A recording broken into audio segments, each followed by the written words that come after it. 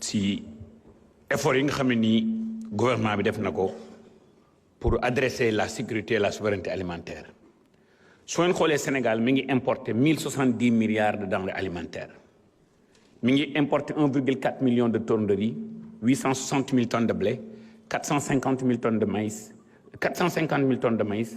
347 000 tonnes de fruits et légumes 200 000 tonnes d'huile et 210 000 tonnes de sucre et plus de 100 millions d'euros de lait lan la gouvernement bi def pour adresser problème souveraineté alimentaire comme ni nga ko waxee ñëw nañ fekk fi ñetti ati bor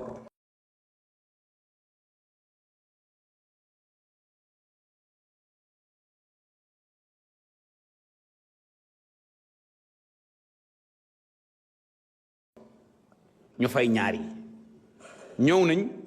augmenter le budget de 100 milliards à 120 milliards ñëw nañ fépp fu baykat nekk dans les 14 régions du Sénégal 90% ba dem naa fa ànd ak sama naataango ministre des forces de défense et de sécurité ak administration locale ak l'appui du ministère de l'intérieur dem fépp fu baykat nekk non seulement fexe nañ ba nga jot jiwu à temps jot nga engrais à temps aussi ñu augmenter la dans l'accompagnement pour augmenter sa productivité soo xoolee tey Sénégal 18 millions de personnes la 14 régions 46 communes départementales 557 communes mais d'ici 557 communes yi 525 communes yi ay communes rurales lañ lii ñu bëgg a def d'abord suñu gouvernement pour am souveraineté alimentaire moom mooy créer des coopératives agricoles communautaires pour mën di permettre baykat yi ñuy bay 12 mois sur 12 am productivité seen charge d'exploitation ñu wàññi ko indi énergie solaire former leen indi forage indi goutte à goutte indi serre su ko jaree noonu la ñuy moderniser mbay mi noonu la ñuy fexe ba mbay mi méngoog jamono noonu la ñuy indee productivité ba nga xam ne ni suñu 80% bi nga xam ne ni moom mooy force productive yi ñu mën a concurrencer ak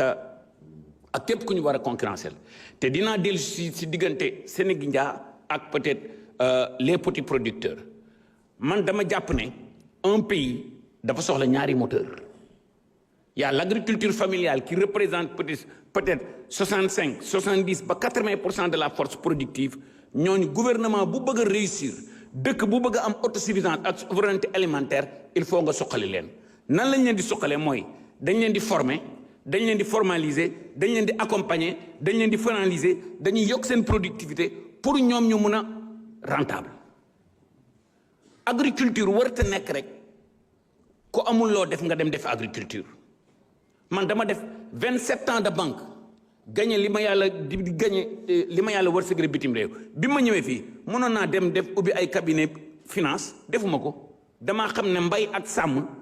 non seulement nit ki mën nañ ci gagné xaalis mais mën nañ ci créer des centaines de milliers d'emplois dama leen jox benn exemple mu ndaw on importe 450 000 tonnes de maïs c'est 90 000 hectares jëlal hectare de juróomi hectares yu nekk nga jox ko benn xale mu employé yeneen ñaari agripreneurs on crée 34 000 emplois on importe 100 millions d'euros de lait c'est l'équivalent de 400 millions de litres de lait nag bu nekk su dee dafay produire 25 litres de lait il faut muy nga dundal ko presque 25 kilos d'ensilage c'est encore combien d'hectares qu'on peut créer ñoo ngi importer tomate concentrée 15 000 tonnes c'est l'équivalent de 80 000 tonnes de tomates fraîches vous imaginez combien d'emplois on peut créer avec ça donc tey jii pour ñu mën a am autosuffisance ak souveraineté alimentaire son excellence président de la République ak premier ministre bi jàppale bi ñu jàppale mbay mi ak sàmm gi kenn naataanneetu kenn dutee ci man mii ministre bi gis ngeen ma xale yi nee nañ awma bureau am naa bureau parce que baykat bureau mooy tool yi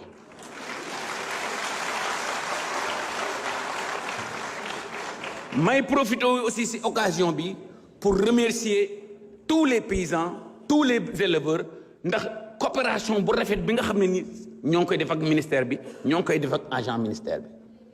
gis ngeen opérateurs yi dañoo teg 14 critères ne 14 critères yi mooy 14 critères yi ñuy moderniser opérateurs yi ñu jóge ci 100 et quelques opérateurs ba 46 opérateurs te ren jii di ngeen fi gis lu ngeen musta gis avant la fin du mois de mai. Les premiers bateaux d'engrais vont arriver au port. On est en train de faire des innovations. On est en train de faire des innovations yoo xam ne ni ay milliards la ñuy économiser ci ni li fi daan dox te daaw gis ngeen jubal jubanti bi nga xam ne ni son excellence le président de la République ak premier ministre bi def nañ ko lu ne fàng nag kenn du ko jeex. dinaa dellu si diggante Sénégindia ak petit opérateurs yi. train dafay am locomotive am ay wagon locomotive bi agro industrie bi tey jii 90% de nos investissements 90% de nos subventions ci petit agriculteurs yi lay demul ci benn agro industriel waaye nag train dafay locomotive bi day am nga def 100 wagons man maa wax en tant que ministre de l'agriculture de la souveraineté alimentaire et de l'élevage su ma bëggee réussir 99% de mes efforts ci baykat yu ak sàmmkat yu ndaw yi lay jëm mais accélérateur bi agro-industrie bi la gis ngeen ko. Vous m'excusez du terme après avoir quitté ce pays là 25 ans quand je suis revenu je me suis dit que Sénégalais yi dafa mel ni lu baax li dañ koy bàyyi lu ndaw li doxagul rek li ñuy doxal moom la ñuy xool. On a fait 450 000 tonnes de production d'oignons. On a fait 250 000 tonnes de pommes de terre. Korité gi foo xool gis pomme de terre foo xool gis lu ñu nañuy wax ci loolu. donc fi may daaneele rek mooy autosuffisance fa muy doore mooy autosuffisance en semences certifiées. Directeur ISRA ak tous nos partenaires avec les opérateurs. On va vous donner l'autosuffisance en semences certifiées dans les 3 ans qui vont venir. Quand je dis 3 ans, c'est parce que je ne vais pas dire mais dans les 24 mois qui vont venir, vous allez voir changement commencer à parce que l'autosuffisance en semences certifiées, il faut que l'autosuffisance alimentaire de doré. Qui contrôle vos semences contrôle votre sécurité. Qui contrôle votre sécurité contrôle votre souveraineté. Donc, nous devons autosuffisance. Baykari, on va donner encore. dinañ mën a jàppale DRDR yi lépp lu ñuy def dañ koy def ci coopérative agricole communautaire yi parce que loolu mooy moderniser agriculture beeg élevage bi fi may daaneelee xool leen journée nationale de l'élevage bi son excellence président de la République inauguré dem leen laaj nit ñi ça fait 9 ans 9 bi mooy 9e édition bi interroger leen ñi ñu gën a leen si 9 ans yi si jàll ban moo gën a réussir parce que lan lañ def ensemble avec les éleveurs dañu naan nit doo ko jiital ba pare di ko teqatal ensemble avec les éleveurs dañoo préparer document bi def la déclaration de Kaolack nit ñi di ci liggéey li may fi may daal rek mooy que ne ce pays nous allons le construire ensemble co-construisons ce pays mais ci jubal jubanti na je vous remercie.